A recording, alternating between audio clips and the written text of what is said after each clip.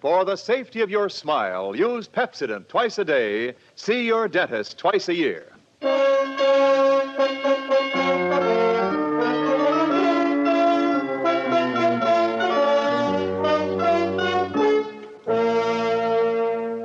Lever Brothers Company presents the Pepsodent program, The Adventures of Philip Marlowe, starring Van Heflin.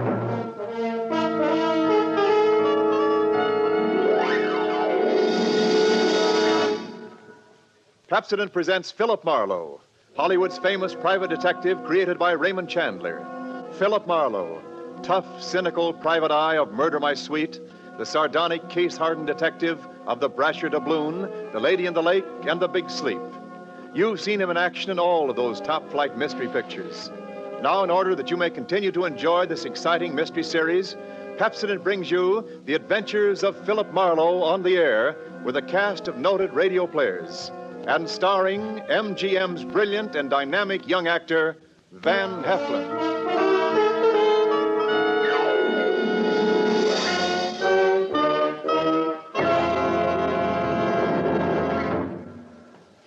Now, families all over America have named their favorite toothpaste. New Pepsodent with Irium.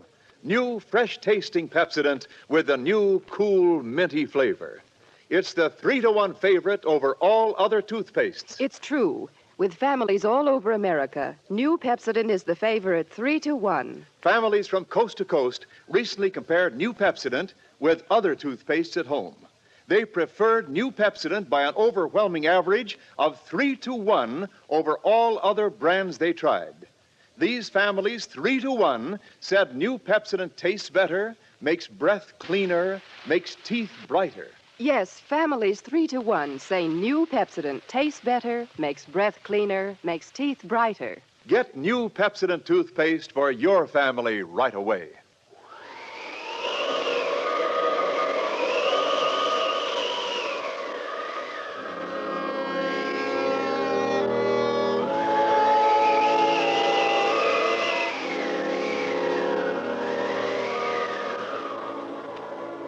There was a rough desert wind blowing into Los Angeles that evening. It was one of those hot, dry Santa Anas that come down through the mountain passes and curl your hair, make your nerves jump and your skin itch. On nights like that, every booze party ends up in a fight, and meek little housewives feel the edge of a carving knife and study their husbands' necks. Anything can happen when the Santa Ana blows in from the desert.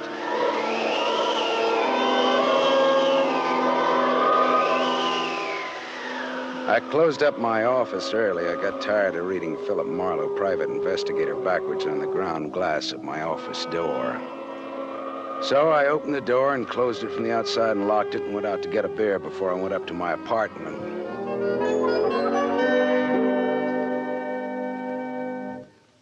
Filler up again, Mr. Marlin? Marlowe. Marlowe. Marlin is a fish. Yeah, I know. Hey, you bartender. Give me another ride. Drunk again. What'd you expect in this business? Autograph hounds? Make it snappy, you hear? Be right with you, sport. I gotta draw this man a beer. Crying out loud, these stumble bums who come in here. You got another customer, Bacchus? Hey, Bud. You seen a lady in here lately? A lady? Tall, good-looking, brown hair, a print bolero jacket, and a blue silk dress. No, sir. No, sir. Nobody like that's been in. All right, straight scotch, fast. I left my engine running out there. Yes, sir. Yes, sir. This slick-looking, sarcastic guy stepped up to the bar and drank his scotch whole. And he stopped. The drunk was grinning at him. And then, without changing his grin, the drunk swept a gun from somewhere so fast it was just a blur coming out.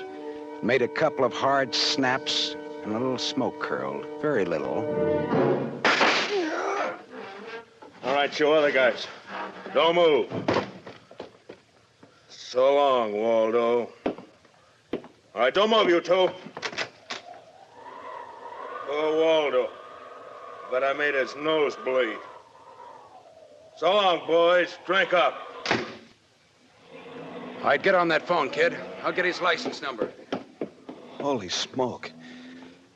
Holy smoke. Too late. Drove away with this dead guy's car. Maybe he ain't dead. He's dead, all right. Where's your phone? This is for the police.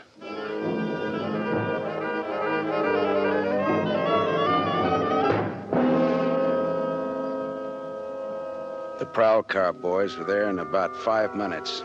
Waldo was out of business, all right, and nothing in his pockets told who he was, but he had about $700 on him. I told the cops what I knew, including about Waldo's tall, brown-haired, pretty girl in the bolero jacket. It was about 9 o'clock when I stepped out of the elevator in my apartment house and almost walked right into a tall, brown-haired, pretty girl in a bolero jacket, waiting for the elevator on my floor. Oh, excuse me. Just a minute, lady. I said excuse me. I'm in a hurry. Now, if you'll be good enough to Look, step you better out of... not go outside in those clothes. Just what do you mean by telling me what? This isn't a make. You're in trouble. Trouble? Yeah, the cops are looking for you in those clothes. But I haven't done anything that... I'm in room 41 across the hall now. I never collected an etching in my life. All right, I'll go with you. I'll go. I got to my room and rustled up some scotch and soda and brought the girl her glass. She had a small automatic in her hand. It jumped up at me, and her eyes were full of panic. I put down both glasses on the table slowly so that I wouldn't be misunderstood. Look, sister, maybe this wind has got you crazy, too. Don't move. Be careful, don't move. A man just got shot in a bar down the street. Before he got it, he'd been asking about a tall, pretty girl with a bolero jacket, like yours. What did he look like, this man? Tall, 5'11", slim, dark brown eyes with a lot of glitter, dark suit, white handkerchief in the breast pocket. And he must have seen you earlier tonight to know how you were dressed. Am I getting anywhere? He used to be my chauffeur. You had an appointment with him, didn't you?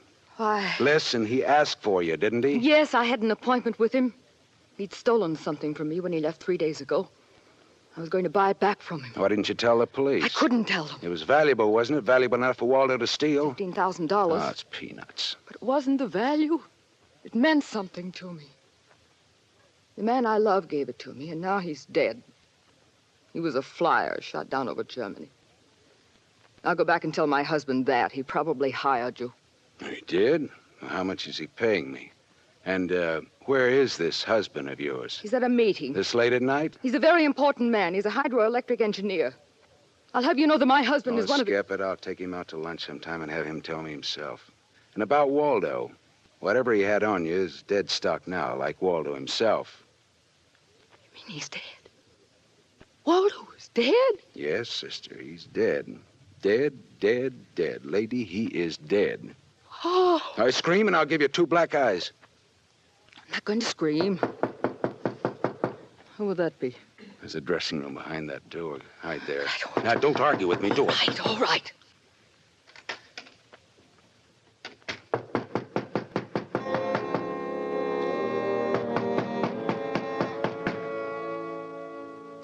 Then I went to the door, making a loud, yawning sound. The backs of my hands were wet. I opened the door. Without a gun, that was a mistake. I certainly knew the gun I was looking into, a .22 target automatic that had already killed 1 man that night. And I knew the bald head and the flat, shiny eyes and the face like a poisonous lizard. Baldy put the muzzle of his gun lightly against my throat. I backed into the room, and Baldy kicked the door shut. You alone? Look for yourself. I'm asking, not looking. I'm alone. You and that dumb bartender saw me dust off Waldo. What did Waldo do to you? Who's asking? Just making conversation. He stooled on me on a bank job we did together. Got me 4 years in Michigan pen. How is he? Dead? I'm still good, drunk or sober. Tell me why I came here, pal. You heard the barkeeper and me talking. I told him my name, where I lived. That's how, pal. I said why. Skip it. The hangman won't ask you to guess why he's there. Oh, you're pretty tough at that, ain't you? But you're slamming off, pal. All right, but you could get that gun out of my neck and try somewhere else. Oh, yeah, sure. Is this better? This suits you all right? Just so it isn't my neck. Say when, pal. It's your party. I leaned against the gun. The door of the dressing room showed a crack of darkness. The crack widened. I began to shake a little. The girl came quietly into the room, but there was white all around her iris. She was scared. She had her gun in her hand, but I was sorry for her. Dead sorry. She'd try to make the door scream. Either way, it'd be curtains for both of us. You scared, mister? You worried about any little thing? I couldn't talk. The girl floated in the air somewhere behind Baldy, and her horrified face was drifting toward us. My mouth was as cold and dry as yesterday's toast. Well, kid, how's it feel? You ready yet? Go on, say the word. Well, don't take all night about it if you're gonna do something about it. Why not, pal? I like this. Suppose I yell. Go ahead, yell. Go ahead. Put up your hands! Hey, look!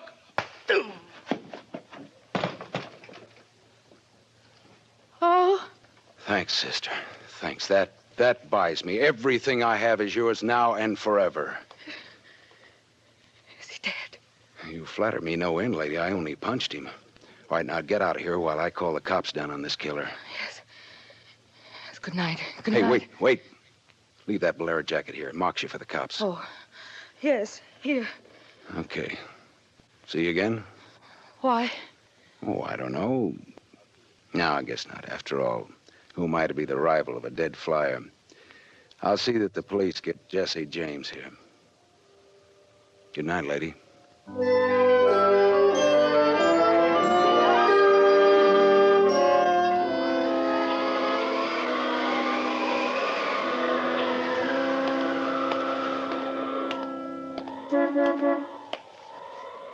Yeah? You mean me? Yes, please. Oh, you. Again, huh? Get in. I must talk to you. You want to know what happened at headquarters, huh? Yes. Well, I went down there with the law and gave them the story. I left you out of it. Oh, thank you. You saved my life, so no one knows a thing about you. Well, incidentally, neither do I. Well, my name is Mrs. Frank Bosserly. 212 Fremont Place, Olympia 24596. Is that what you want? I guess so. Well, there it is. Now, why did you really come back? I wanted my pearls. Pearls? Yes. Pearls, too, huh? All right. Tell me about the pearls. We've had a murder and a beautiful mystery woman and a sadistic killer and a heroic rescue. Now we will have pearls. I was to buy them back from the man called Waldo. Well, I saw everything that came out of his pockets, and there weren't any pearls. Could they be hidden in his apartment? It's possible. Waldo lived on the same floor you do in this apartment house. And why didn't I know him, at least by sight? He moved in last week. He managed to get a sublet. Oh, great, a sort of an amateur magician on the side, huh? It's getting rather late. Yeah. What about your husband this hot, mysterious night? He's still at his meeting. Well, you could have brought him along. You could have sat in the back seat working out a problem in hydroelectrics while... While what? Well, I didn't have any answers. They wouldn't sound cheap or just ridiculous or from the sophomore class in repartee. I had an unlit cigarette in my hand. I threw it out of the window. I took a hold of her and kissed her. She sat very still. I was shaking when I let go of her. Her voice trembled a little when she spoke. I meant you to do that. I wasn't always that way. Only since Johnny Dalmas was killed in the war. He gave me those pearls. 41 of them perfectly matched with a diamond propeller clasp. I'd have loved them if they'd been wooden beads because he gave them to me. I love Johnny. The way you love just one time. You understand that? What's your name? Lola. Lola, how did you explain a $15,000 pearl necklace to your husband? I told him they were imitation, and I bought them myself. How did Waldo latch onto them and what they stood for? When my husband was in Argentina, Waldo and I'd go for long drives. I was restless and wretched because of Johnny. Sometimes Waldo and I had a little drink together, but that's all. But you confided in Waldo about those pearls. I was a fool. And when your husband came back, Waldo stole the pearls and offered to sell them back to you, or he'd tell Papa, huh? I was a fool. And now you think the pearls are upstairs in Waldo's apartment? I suppose it's a lot to ask. No, sweetheart, huh? I've been paid. I'll go look. Wait here, huh?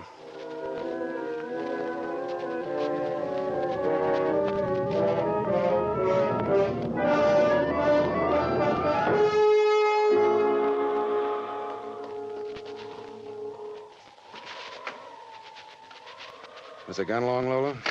No. Well? No. No pearls? No pearls. Oh. There was a man in Waldo's room. A man? Who? You know a man named Leon Balsanos? Not by name. I don't know. Mexican, South American, about 45, small, iron gray hair, very neat, fawn-colored suit, wine-colored tie. No, I don't think I know such a man. Is he the one in Waldo's room? Yeah. What does he have to say? Very little. In fact, nothing. He's dead.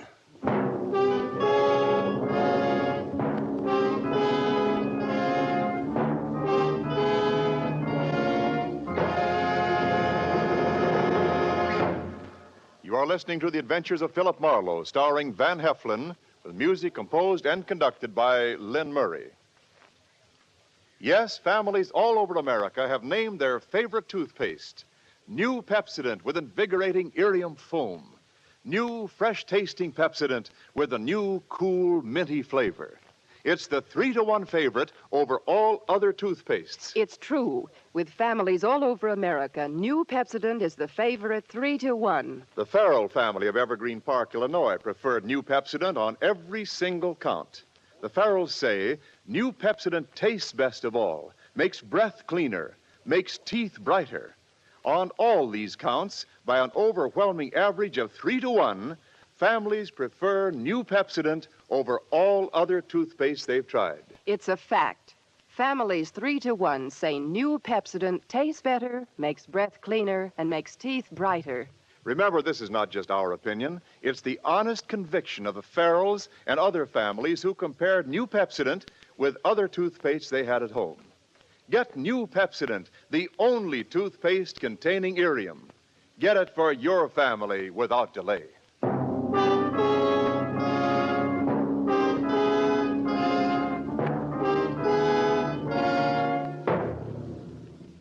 We continue with The Adventures of Philip Marlowe, created by Raymond Chandler and starring Van Heflin, who appears by arrangement with Metro-Goldwyn-Mayer, producers of the Technicolor musical Fiesta, starring Esther Williams.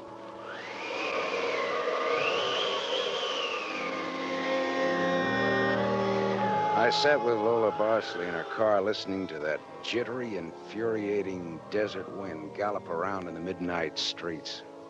I just told her about the Latin-looking man I'd found in Waldo's room in a very dead condition. I held her hands until they stopped trembling. Then I gave her the few remaining details. He had a gun in a shoulder holster, but someone had strangled him before he could use it. Someone? Waldo? Maybe. You see that convertible coupe 2 cars ahead of us? It's been there for hours. It was there before I parked here to wait for you. Leon, the man in Waldo's room, came in that car, but according to the key containers he carried, that isn't his car. Whose car is it? Does it matter? Well, it belongs to a lady according to the tag on the keys. A lady? Well, anyway, a woman, if you're going to split hairs. Eugenie Kolchenko. In West Los Angeles? Never heard of her. Uh-huh. All right, well, you go home now, huh? What are you going to do? Drive that flossy convertible around, wave at my friends, impress people. You run along now. Me, I've got another date.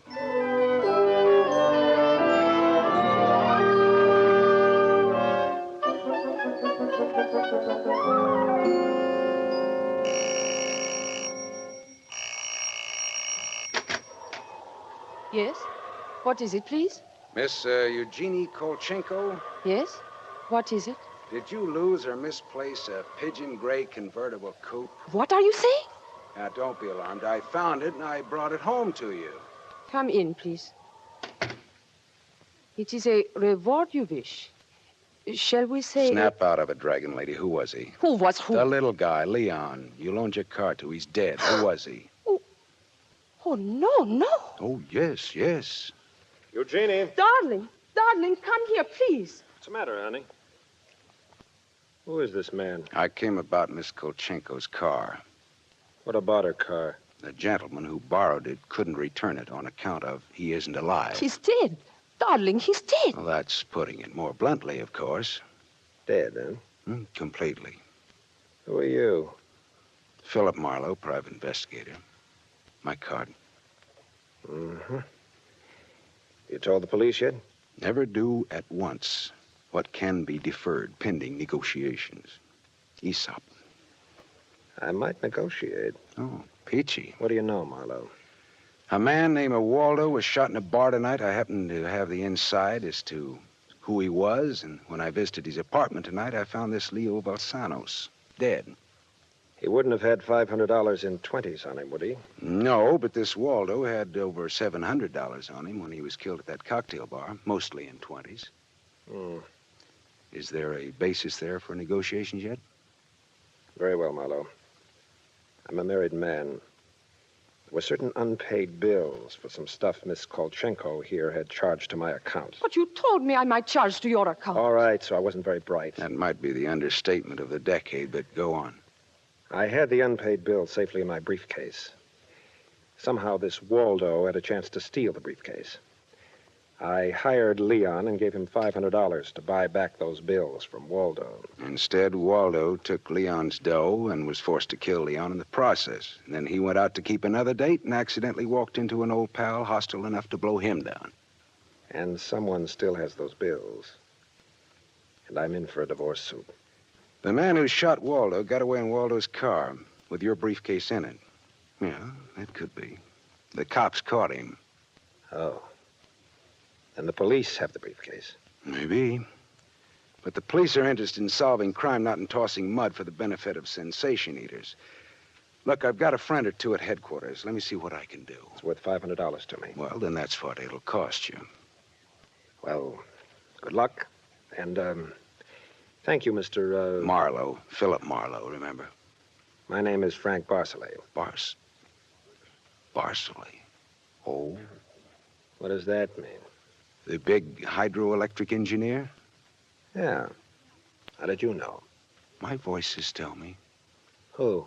Darling, this man is manifestly insane. It's the heat, Miss Kolchenko. It's the Santa Ana. It's the desert wind. May I use your telephone?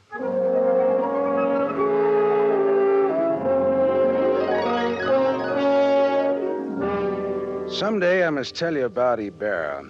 Salt of the earth, Ibarra, detective lieutenant over at Central Homicide. I phoned Ibarra from Miss Kolchenko's house and told him where he could find a well-dressed cadaver named Leon and furnished a few small details.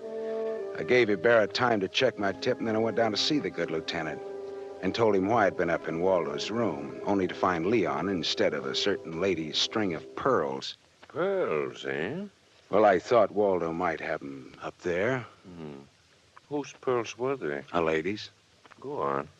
Or they might have been in Waldo's car that Waldo's killer drove away in. Yeah. Oh, what, yeah? They might have. Also a batch of unpaid bills charged to the account of a certain Frank Barcelay? Yeah. Uh-huh. Well, now, the police aren't interested in domestic scandal. They want to prevent or to solve crime, right? So? So I've got $500 for the police fund if those pearls and those bills are returned to their rightful owners. Quit your kidding. No, it's a valuable necklace. Yeah? There's your necklace. That's it. 41 pearls, perfectly matched diamond propeller clasp. That's it. That's the one. Take it away, Marlowe. On the level? Just tell me straight what it's all about, all I ask. Sure. Well, this Waldo was blackmailing a wife with the pearls and her husband with the bills, a guy by the name of Barcelay. Well, Barcelay sent Leon to get the bills from Waldo. Instead, Waldo killed Leon, then stepped out and happened to get shot by that guy at the bar. Now, if Barcelay's name stays out of the paper, I get $500, and that goes to the police fund. We'll keep him out. Well, now, I'm not in this case for money. I just want to get back the bills and the pearls. As you say, Marlowe, the police aren't in business to sling mud. Well, you can deliver the pearls to the lady yourself if you like. No, She no, lives no, at... No, Marlowe. You better take them to her. You see, except for the diamond propeller clasp on them, they're phony. Phony, but... All but the clasp, Marlowe.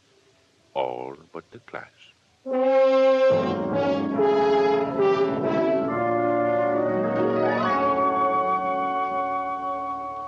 I stared at Ibarra. So the flyer, Johnny Dalmas, the great lover, had given Lola a string of fake pearls. Well, I didn't know how to tell her, but I called her up and told her to meet me at the Beachcombers at 2. I was going to slip her the bad news slowly. I'm glad you asked me to meet you here, Mr. Marlowe. See, I had to have someone to talk to. Go ahead. Go ahead, talk. I'm listening. Now, Mr. Marlowe, now more than ever, I must have those pearls. Why? Money trouble? Oh, no. It's just that everything's gone wrong. And this morning, my husband told me we're to separate. Oh, I'm sorry, Lola. But if I had Johnny's pearls, it would be a link with the past and with Johnny. And all he meant to me. It's how a woman feels, Mr. Marlowe. I wouldn't blame you for not understanding. Well, maybe I do, though. So please, Mr. Marlowe, please, you'll try to find my pearls. Lola, look, Even if it isn't all of them. Any part of them. Any single smallest one of them. It'll be Johnny's. Look, will you meet me here again around 4 o'clock? I'll be here. Okay, I'll see what I can do.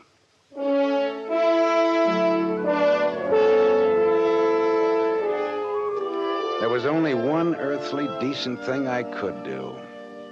I took Lola's glass pearls to a jeweler, and I had him take off the diamond clasp and put it on one of those strings of so-called simulated pearls that they sell you for $3, tax included. Then I went back to keep my 4 o'clock date with Lola at the Beachcombers. Well, Mr. Marlowe, anything new? Yes, the police found some pearls in Waldo's car. They found my pearls? No, not exactly. Not exactly. Well, Waldo was getting set to gyp you, Lola. He had the diamond clasp of your necklace attached to a string of cheap imitations. And then he sold the real pearls. Oh, how... Oh. These are the imitations here. Yes. But it is my clasp. The clasp is real. Is that all right? Yes, it's the clasp that Johnny Dalmas gave me. Of course it's all right. Oh, that's swell. And thank you so much, Mr. Marlowe. Forget it. I won't. Not ever. Well, is this goodbye? Yeah, I think so. You'll never get over Johnny Dalmas, Lola. If anybody ever bothers you again, though, well, let me know. Name's Philip Marlowe.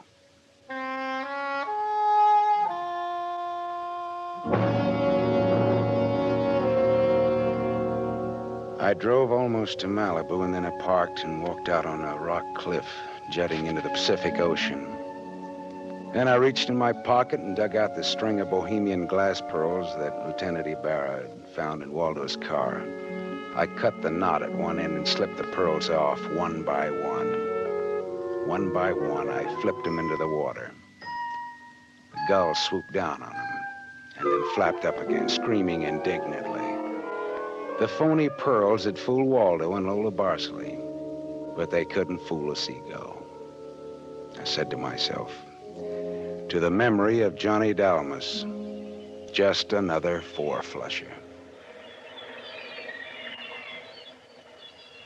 I listened a while to the wheeling seagulls.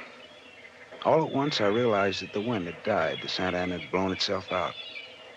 The red wind was done. It was over.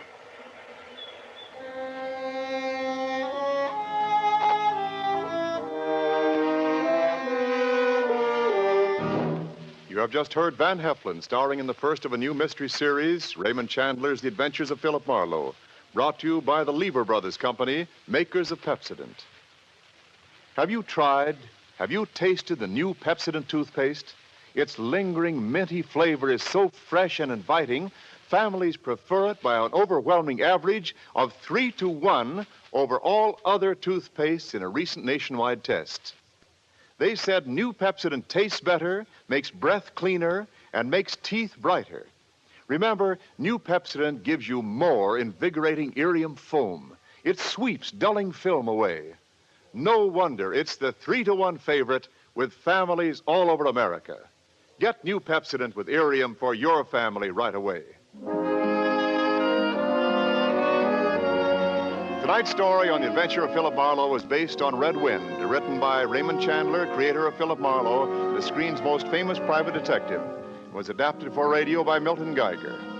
Heard with Van Heflin was Lorene Tuttle as Lola Barceley.